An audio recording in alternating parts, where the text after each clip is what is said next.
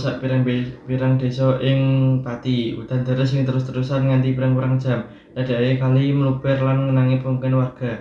Akeh warga sing kena imbas banjir ngedakake yen banjir ngrusak omah lan barang-barange. Daharan lan sandangan kabeh rusak. Ujar kanthi sedih, Dinas Sosial lan Penanggulan Bencana wis nyiapake logistik kanggo para korban banjir. Kita wis nyiapake daharan siap saji, selimut lan obat-obatan.